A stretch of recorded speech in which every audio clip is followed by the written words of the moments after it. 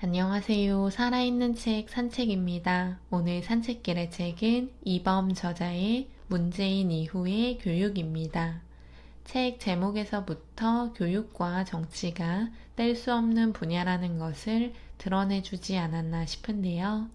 정권이 바뀔 때마다 피해를 보는 우리 아이들이 안타깝다고 항상 느끼고 변해야 한다는 생각을 해왔는데 이 책을 읽으면서 직접 행동해야 하는 교육자들이 많아져야 진정으로 우리나라가 변하겠다는 생각이 강하게 들었습니다. 교육이라는 분야를 다룰 때 정치를 하는 정치인들이 아니라 진정한 교육을 하는 정치인들이 필요하다고 생각합니다. 교육에 관해서는 1도 모르고 감투만 좋아하는 정치인들이 교육을 만들어가고 백년지대계라고 하는 교육을 정권이 바뀔 때마다 바꾸니 우리나라의 교육에 대한 불신은 당연합니다. 350페이지가 넘는 책으로 저도 교육자로서 학생들과 만나고 있고 교육에 관한 뉴스에는 예민할 수밖에 없지만 100% 이 책에 동의를 하거나 저자의 의견을 완벽하게 수용하지는 못했습니다. 그래서 제가 이 책에서 공감했던 부분들 위주로 말씀드릴 수 있도록 하겠으며 교육에 관심이 있고 교육자라면 그리고 자녀 교육을 위해서라면 한 번쯤은 읽어보아도 좋을 책입니다. 1장에 가장 처음 나오는 우리나라의 보편적 원격 교육의 성공이 K-에듀의 시작이라고 합니다. 통신 인프라의 구축이 잘 되어 있음에 따라 우리나라는 처음에는 튕김 현상이 있거나 먹통 현상이 있었지만 모든 학생들이 동시간에 인터넷으로 교육을 받을 수 있었습니다. 하지만 진정한 보편적 원격 교육의 성공이라는 말을 붙이는 것은 속단한 것이 아닐까 싶은데요. 성공적인 교육이라면 이렇게까지 학력 격차에 관한 이야기, 온라인 강의에 대한 부정적인 반응이 나오지는 않았을 것 같습니다. 온라인 교육은 맞춤형 서비스가 가능하지만 충성도가 낮다고도 저자가 말하는데요. 2014년 캠퍼스 없는 대학으로 유명한 미네르바 스쿨이 문을 열며 인기를 끌었다고 합니다. 캠퍼스는 없지만 실시간 쌍방향으로 수업을 진행하면서 수업, 토론, 팀 활동 등이 오프라인 수업만큼 가능했다고 하는데요. 보편적 원격 교육이 진정한 성공이라는 타이틀을 얻고 싶다면 학생들이 제대로 집중해서 학습이 이루어질 수 있는 교육자들의 실시간 쌍방향 수업을 제대로 해내야 한다고 생각합니다. 교육의 선진화를 이루기 위해서는 우리나라 교권을 신장시켜야 한다고 합니다. 학교 그 자체의 지위는 높이려고 노력하지만 그 안에서 학생들과 진정으로 소통하는 교사들에게는 자율권, 재량권 등을 거의 주지 않는다고 하는데요. 그런 모습이 우리나라의 교육 현실이라고 합니다. 교과서 역시 국정교과서, 검정교과서가 주축을 이루고 교사들이 가르치는데 쉽게 하기 위해 교사 자율적으로 교과서를 만드는 것을 거의 허용하지 않는다고 합니다. 가르치는 사람이 학생에게 맞춰 준비하는 것은 당연하나 그것을 진행하지 못하게 하며 교육이 제대로 이루어지지 않는다고 불평만 하는 것은 크나큰 모순입니다. OECD 국가들의 대세는 논술형 시험이라고 합니다. 영국, 프랑스, 독일, 스웨덴, 핀란드 모두 논하거나 자신의 생각을 쓰세요 라는 문항이 위주로 나온다고 하는데요. 우리나라 대학들에서 진행하는 논술고사가 그나마 논술형 시험이지만 그 역시 교육과정과 낮은 연계성을 갖는다고 이야기합니다. 또한 우리나라는 상대평가를 진행하지만 다른 선진국들은 절대평가를 진행하는 경향이 있다고 하는데요. 객관식 시험에 줄 세우기, 경쟁의식을 불태우게 하는 우리나라 입시는 학부모와 아이들을 피말리게 하는 요소들만 가득하다고 보여집니다. 학생부 종합전형이 수학능력시험보다 공정하다고 생각하는 것, 줄여서 수능이 학종보다 공정하다고 생각할 때는 공정의 의미가 다르다고 이야기합니다. 공정은 형평성과 비례성을 이야기한다고 하는데요. 학종이 수능보다 공정하다고 생각하는 사람들은 공정함을 형평성으로 이해하기 때문이라고 합니다. 그리고 수능이 학종보다 공정하다고 생각하는 사람들은 공정함을 비례성이라고 생각한다고 합니다. 쉽게 말해서 저소득층 수도권 외의 지역에서 학종으로 상위권 대학을 가는 비율이 수능보다 상대적으로 높기 때문에 공정하다고 보여지는 것이고, 수능은 편차가 없이 공정한 결과를 모든 학생들이 받기 때문에 공정하다고 느껴진다고 하는데요. 학종이든 수능이든 어떻게 생각하느냐에 따라 공정하다는 것이 달라진다면 교육 정치를 하는 사람들이 이를 정확하게 알고 이리 휘둘리고 저리 휘둘리는 것을 그만해야 한다고 생각합니다. 정말 학생 한 명 한 명을 위해서 정책을 만들었으면 좋겠습니다. 지방대는 폐교 위기라는 기사를 요즘에 많이 접하고 있습니다. 학령 인구의 감소로 어쩔 수 없을 텐데요. 우리나라의 공교육이 바뀌었으면 좋겠다는 개인적인 소망이 있습니다. 책에서는 학벌주의와 대학 서열화의 원인을 5가지로 제시하는데요. 먼저 1인당 교육 투입비와 대학의 교육 프로그램이 다르다는 것을 가장 크게 주목하고 있습니다.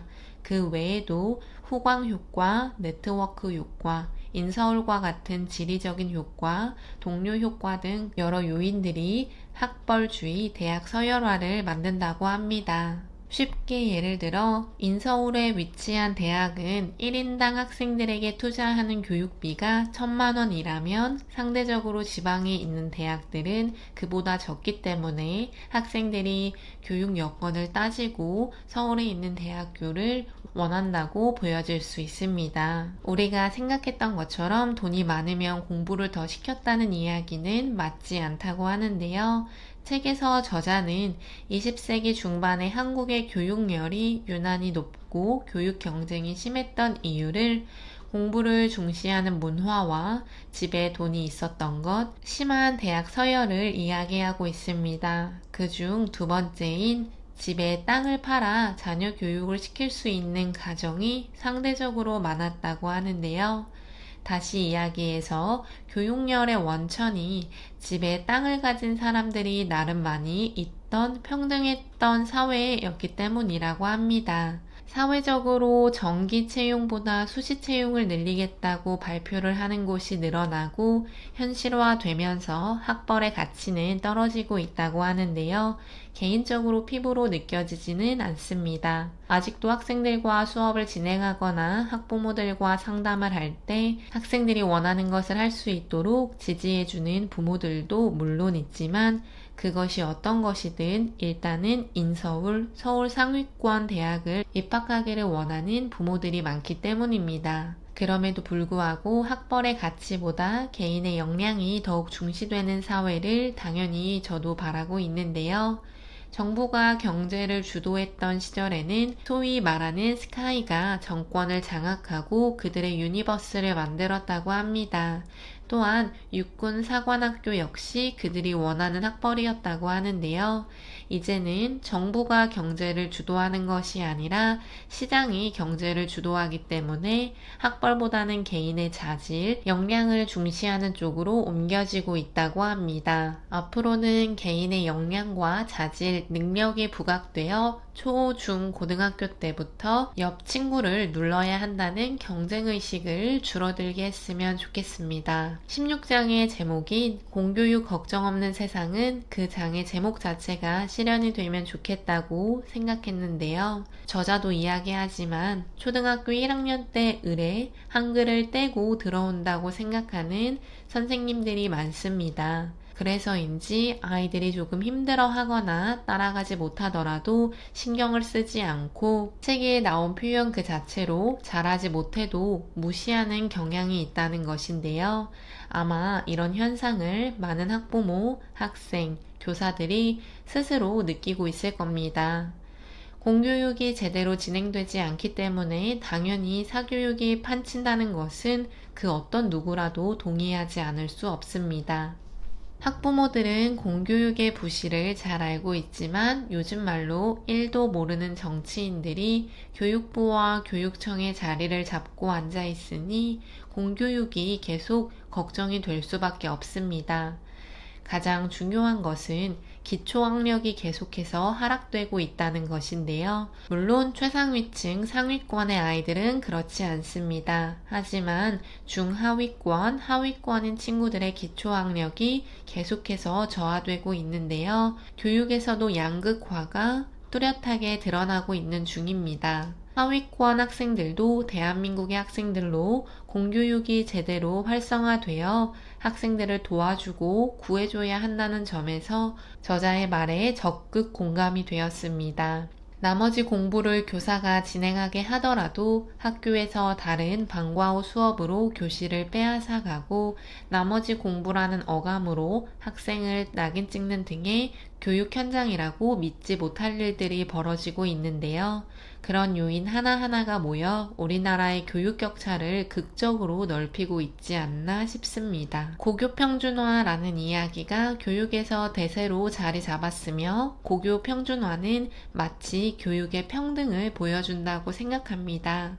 하지만 오히려 획일적인 교육 과정을 드러낸다고도 하는데요. 다 똑같은 학교 커리큘럼으로 다 똑같은 교육을 배우는 것은 정말로 학생들에게 평등하게 교육을 제공한다고 하는 것일지를 생각해 봐야 합니다. 책에 나오는 표현으로 비경쟁적 다양화를 우리는 공교육에서 불어 넣어야 한다고 하는데 그를 위해서 다방면으로 노력을 해야 합니다. 고교 학점제의 출발이 좋지만 더욱더 다양한 교과목이 있어야 하고 다양화가 이루어져야만 고교 학점제 역시 제대로 된 빛을 발할 수 있다고 저자는 말하고 있습니다. 진보, 보수, 국공립 통합 네트워크, 문재인 정부의 교육 정책 등 다양한 정치적인 이야기들이 나왔습니다. 하지만 그런 정치적인 이야기가 아니어도 공교육이 제대로 실현되기 위해서는 당연히 정부, 학교, 교사, 학부모,